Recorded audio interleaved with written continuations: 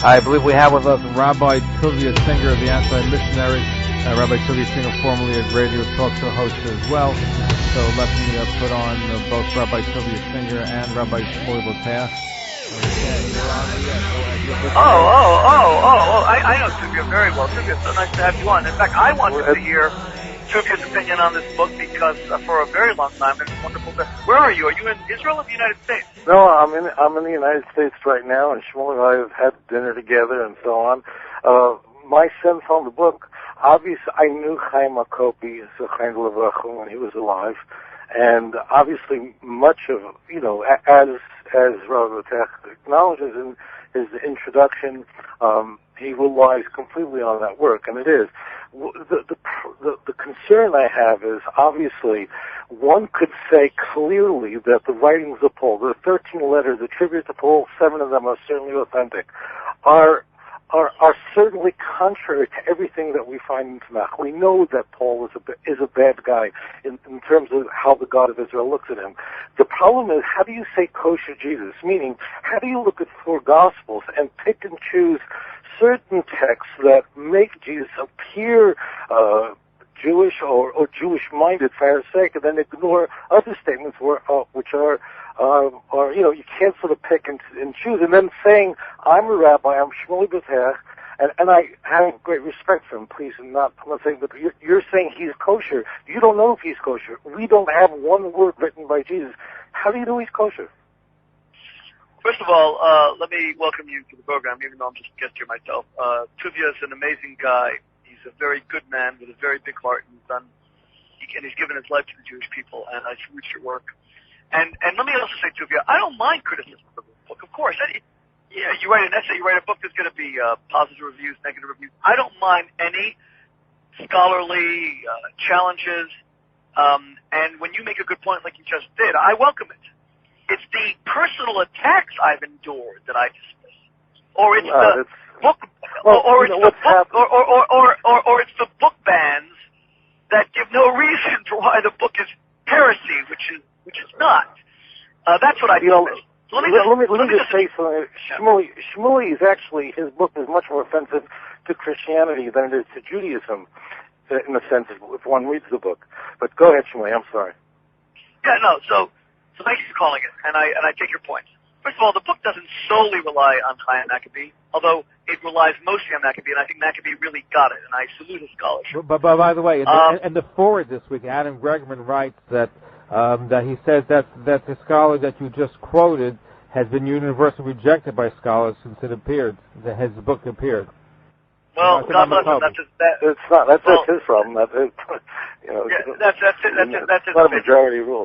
It's just an opinion. But look, to answer your question directly, Tovia, it was Chaim Emden who said in the 18th century that the Nazarene, that Jesus, came to reaffirm Torah observance.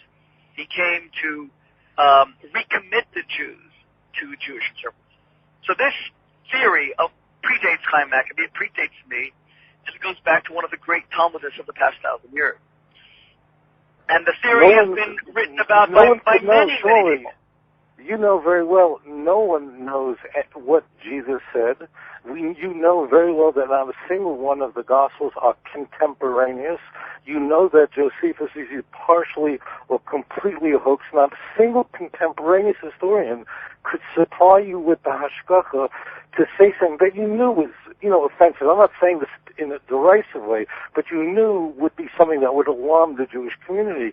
To say he is kosher, I'm a rabbi, you're not a basketball coach, I'm Rabbi Boteach, am declaring this is kosher, or, that's what I think people are really shocked by. Well, but Tovia, in the final analysis, what the book demonstrates, and I do it chapter and verse, so I don't mind people coming back and saying that the source material is wrong, but the source material is there. That everything Jesus taught comes from the Torah, the Sermon on the Mount, the most famous speech of all time. I trace back verse by verse, back to the Hebrew Bible. So when Jesus says in Mark 20 that what goes into your mouth doesn't defile you, I mean, it says, is that true or is it not true? John 8:40, is that true when he calls the Jews the seed of the devil? I mean, Jesus right. says No, you're saying he's kosher. No. As you well know, in my book, I look at both of those passages. As we both probably agree, the book of John is a radical departure to the Synoptic Gospels. It bears no relation whatsoever to Mark, Matthew. We don't know if Matthew, Mark, or Luke bears any relationship. None of it is known. Once you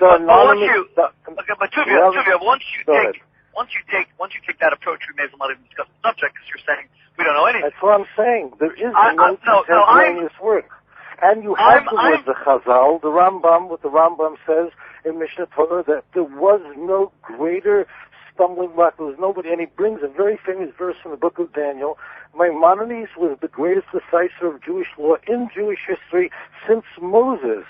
So how could you say, and again, I don't want to belabor this, and I know Shmuley, I know him personally, but I guess you want me to be straightforward. How do you declare as a rabbi? And I think this is what deeply surprises people, especially at the time you know about the Mishnah. Why say kosher rabbi, unless it's simply an exciting term, but really you aren't saying he's kosher. Are you saying that? But let me respond. What I explain in the book is the Rambam bases himself on the Gemara, as you said. The Rambam and the Gemara cannot be speaking about Jesus of the Gospels. They're speaking about Jesus, who was a student of Rabbi Shmuley Boteach, who died 130 years before Jesus of the Gospels. The Seder HaGdorah says the same thing. There are two different Jesus. The Rambam doesn't wait, let me.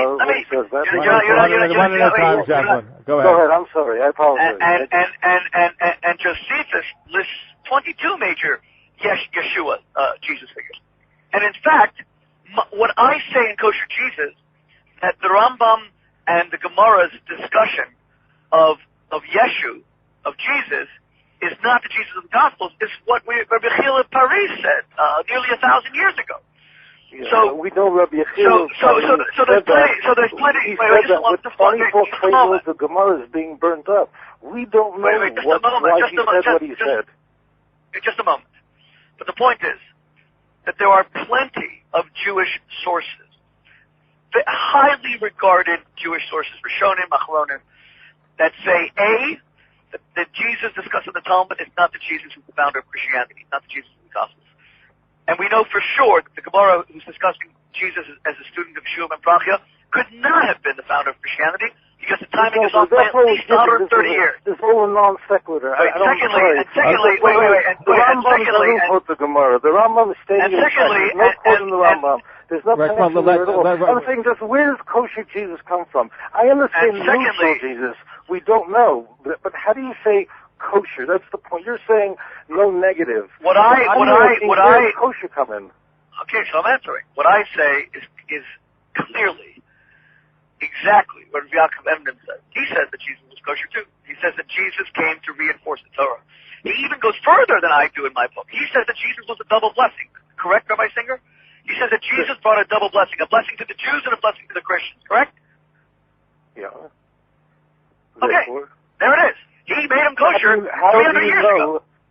But again, you're quoting these texts as though they're true. How do you ignore John? I'm not talking about. Do you believe he's true? You know, as it turns out, there were rabbis in history, including a professor at Bar Ilan University, that said maybe Jews drank from that. I don't care about that. I'm talking about the decisive. We're not looking for an anomaly. When you have to go to Rav Yaakov Emden, the reason you go there is because it's an anomaly. An anomaly doesn't prove a point. It demonstrates the reverse. It means that this was something funny and rejected everything else. That's all. It's very clear. I'm confused. I'm confused. Are you dismissing? Let me just this point. The debate in 1242 with Nicholas Donnan, we don't know if they tried to save all the Gemara's. We don't know if those texts were self-censored, but you don't quote those sources, that these texts very well might have been self-censored by the Jewish people, which we did, like we self-censored the Septuagint. The point, here's the question, because I don't have an argument if one wants to say, I think Jesus may have been a good guy, and this really tells it. I'm asking you, how do you say, there are thousands of people listening to your voice right now, How do you say that I know he is kosher? That's all. That's the only question. That is exactly what the book sets out to prove. I don't say it. I bring chapter and verse to prove my point. And to the extent that you want to disagree with the point, every time I quote a source, you say that source is an anomaly. Now, if you think someone like Rabbi Yaakov Emden is an anomaly and has no gravitas, and the Seder Adoros, or the fact that the Gemara says that Yeshua ben Prachi had a student named Jesus who clearly could not have been Jesus from the Gospels. Every time I quote a source, you're saying it's an anomaly. We agree with that. Okay, so you agree with me? Hold on, Tovia. Let Tovia ask his question. Go ahead, Tovia. I'm sorry. We're not, and I don't, first of all, I have a great respect for Shmuley. I think, I say this with love, and I respect you as well. Shmuley, let him ask you a question. You mean, I know you mean well here, but I'm just saying it is patently, you've read the New Testament, I've read it a couple of times as well. It is patently incorrect to say, as a rabbi, that Jesus is kosher. You don't know what he was. You have no idea. You can't just search out for an 18th century rabbi and say, I'm going to hang on to him against the tides of history. That's all I'm saying. How do you go to kosher Jesus? Rabbi Yaakov Emden, is that the deal? No. I've quoted several sources besides Rabbi Yaakov Emden. But what really separates us, because we're clearly not going to agree on the sources, what clearly separates us, Tovia, and I feel that this is what has separated me from the anti-missionaries like yourself since the announcement of the book's publication, is understandably the anti-missionaries, you, Rabbi Emanuel Shochat, Michael Skobek, your job is to protect the Jewish community from missionary encroachment, from Christians who want to come into our community and prey on unsuspecting souls and get them converted to Christianity. I get that, and God bless you, because we have to stop any kind of missionary effort against our people, obviously. And as you well know, I've engaged in something very similar on many debates with Dr. Michael Brown, et cetera, et cetera. Yes. But times are changing, Tovia, in that Christians are not primarily missionizing us there. Today, Christians primarily are the best friends we have. In fact, they may be the only friends, reliable, stalwart friends that the state of Israel has. 80 million born-again Christians in the United States are the reason why, one of the main reasons why America is so strongly pro-Israel. So instead of seeing them as the enemy who are coming to steal our souls, i.e., let's work on counter-missionary efforts, I think we have to do the opposite. It is time for us to teach them about the Jewishness of Jesus as opposed to them teaching us about the Christianity of Christ. So that's the purpose of this book. These are two separate issues. I agree with you. And just so the listeners understand that there's a huge movement called premillennial dispensationalism and Christian Zionism that emerged in the 19th century. They love Israel. It's independent of the fact they also want to convert the Jews to Christianity. Those are two separate issues. Now, if you're asking the question, should we go to Christians for their support at a time that Israel faces an existential threat 1,000 kilometers east of it, of course we should. That's not what we're debating. And again, I'm not trying to be divisive, but you're moving out of the way. The question is the statement kosher Jesus accurate or not? Do you have fundamental proof that he is? Because you're saying as a rabbi, and I mean this. You're not a yes. I believe that I do. Hold on. Let Tovia finish. And I'll let you respond. No, I don't want to. I just, you're saying kosher Jesus. Not kosher Jesus might have been kosher. I think if you said, we don't really know anything about him, except we do have some very authoritative. 99% of all of our sages said he was absolutely evil, not just neutral. But the question is, you say there's a possibility that maybe Jesus, that he may have been an alright guy. That could be a good title. Paul was a wicked man who turned his back on the God of Israel. Definitely, you can say. But how does one not become? It has nothing to do with support for Israel. Let's forget that. It's totally separate. Rabbi, let me ask this question. You said it, but hold on one second, Rabbi. As far as Paul is concerned, and I've spoken to Professor Daniel Sperber and there are others who say that he wasn't an evil person. He was sent by the rabbis to separate the Jewish followers. He's making a mistake. It's a common mistake, and the reason is not that a common mistake. Hold on, let me finish the thought. And the thought was, hold on.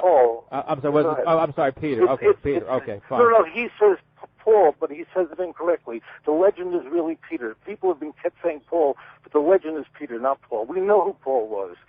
Paul is so clear. Anybody who has a familiarity with the Christian Bible, 27 books, knows the Gospels, there's no personality that emerges. We know nothing. When we look at Matthew, it's just a blank. But when you read Galatians, when you read 1 Thessalonians, the oldest books in the Christian Bible, when you read the book of Romans, there's three monumental works of Paul that set the DNA of Christian theology. You know that man. That man does not want Jew or Gentile. Okay, so when he said Paul, he meant Peter, is what you're saying. No, it's common mistake. This is a legend. It's actually I found some phenomenal sources for it, but one could just say it's a very strong legend that Peter himself was infiltrated the early Christian movement in order to push the way further from. Well, that's an old. Okay, that's an old theory that I I'd rather do with Paul. To at all. Paul wasn't that person. I don't subscribe to that. Okay, I don't subscribe to that at all. But anyway, first let me say, Tovia. While I agree with many things you say about Paul, and Paul is heavily criticized in my book Kosher Jesus, the one thing that Paul does that every Jew should learn from is something so monumental that I'm amazed that we missed it. Paul takes a look at the Jewish religion and says to himself, there is such beauty here. I cannot believe that the Jews have kept this to themselves. And he decides to start bringing it to the non-Jews. And he makes, let's call it Judaism light, the most successful idea in the history of the world. There are 1.8 billion Christians in the world, 1.1 billion Catholics. Wait. Hold on, let Rabbi Shmuley finish. One at a time, gentlemen, one at a time. Rabbi Shmuley finish, then Rabbi Tovia, yeah. Go ahead. Okay. He makes it the most successful idea in the history of the world. And I look at that, and I say to myself, why did Paul see the universal application of our values, of our traditions, and our wisdom, and we still don't see it? The Jewish people face, and I'm not talking about proselytizing and converting non-Jews to Judaism, because we are not a proselytizing faith. One of the most beautiful things about our religion is that we don't believe that one has to upgrade one's existence to become a Jew in order to achieve proximity with God. We believe that you can honor, we believe that you can honor, we believe that you can honor, one at a time. One second. We believe that you can honor your incarnation. Okay. Mohammed could say this, but Paul says that the Jews should not keep the commandments. He says that Paul is. I get that, and what I'm saying is, but he took Jewish ideas and Jewish. He's good or not good? I mean, what No. Anyway, Jim, we're going on a tangent now because I just. Well, but Zev, the point is, you can call us tangent if you want, but we Jews face an existential crisis right now. We have Iran that's building a nuclear bomb that wants to wipe out Israel. We have a tiny little state that is second most hated nation on earth after North Korea. And one of the main reasons is, beyond our inability to really effectively engage in PR, one of the main reasons is there aren't enough Jews in the world. They're just, and even if, wait, 1 second. The point, Shmuley, yeah. Okay, I'm explaining. We need to show the world that Jewish ideas have been formative, that they have sculpted the modern world. We need to show the world that we're a light unto the nations so that they take an interest in our survival, so they care whether Israel as a country survives, that the Jewish people as a nation survive, because Christians need to learn from Jews about their own faith in order to be enriched to truly understand their own faith. That's why Kosher Jesus is so vital. We need to show them that their religion is based on Judaism. You can't do that by saying the Jewish people are a curse. You can't say that what you put in your mouth, Mark chapter 7, does not defile you. You can't go in, so you can't say to the Roman governor Pontius Pilate that you are innocent in John 19:16, and the ones who gave me over to you, therefore they bear the great sin here. So you're like selecting. It's like, you could take and I'm not trying to be, but you could take the Farrakhan speech and take out 10 seconds and say, yeah, look, he's a great guy because he said, be good to each other. I don't know. And then you're just taking out such a tiny sliver. No, that's not fair. No, the analogy doesn't work, because Farrakhan has a whole body of work that we know is attributed to him, and even if you select one or two pro-Jewish statements, it doesn't excuse all of the now you're heightening the question. What I show in Kosher Jesus is that we can apply scholarship to determining what Jesus said authentically and what is a later interpolation by Luke 10 editors that was inserted after the destruction of the temple. Oh, it's very easy because we know that it's very easy. We know that the chronology of the Gospels is that we begin with Mark, we go to Matthew, we go to Luke, and we can actually see how the story evolves. We can actually see how certain quotes of Jesus are changed. Later what evolved, but you have not connected Mark to Jesus. I mean, right, you can see the virgin birth entering Matthew and Luke, and you can see the divinity in John. We know that. Forget the other three Gospels. Mark is clearly the source of Gospel 2 and 3. The question is, you connect from any one of us how you can certify that the Markian Jesus is a kosher Jesus. That's what I know. Forget anything about later. And the book gives methodology by which I ascertain what I consider to be authentic, what I consider to be a later interpolation. We're going to have to break. So before we break, just want to ask you this. What do you think about the criticism of Shmuley's book? You've seen that, right? Oh, you're asking me now? Yeah, I'm asking you, Rabbi Tovia. I'm torn. I understand the book very well. I understand it. I mean, Makovi's book, The Mythmaker, is amazing. That's the foundation of it. But not that he's plagiarized. I'm not suggesting that at all. So, but the idea that Kosher Jesus, is to me appalling. I understand why people are so deeply outraged by it, and I'm not on their level to be able to make a decision. There are rabbis who feel that if you're proclaiming idolatry is permissible, then you have become a heretic, and that's something Shmuley has to deal with him. Idolatry? Where do I say idolatry? Where do I say idolatry is permissible? I actually say that Jesus was not. Go ahead. Let them finish. I'm saying it is clear. It is very clear that all of our sages held that a Jew who worships Jesus, and that's how 90% of the Christian world sees Jesus as a deity. He's one part of the triune Godhead. Worshiping him, therefore, is idolatry. Right, and what does my book say? And what does my book say? My book says that Jesus was not a deity, and it proves it from Scripture that he was not a deity. My book says that Jesus never saw himself as a deity. He refers to himself repeatedly as the Son of Man, Ben Adam. And in the New Testament, the M is capitalized, but you and I know it means Son of Adam. And it's the same appellation to which Ezekiel, Yechezkel refers to himself. Look, that Shmuley and I don't disagree about. That is, it's very clear that the doctrine of the Trinity... So I don't see what kind of heresy... Unfortunately, the clock ticks. Rabbi Tovia Singer, Anthony Mitchell, we hope you join us again. Welcome back to the States, and look forward to speaking to you. Yeah, Tovia, thank you for calling in. I enjoyed the conversation very much. Thank you. Yeah, God bless you too. Thank you. You too. When we come back, we continue our conversation. Rabbi Shmuley Boteach.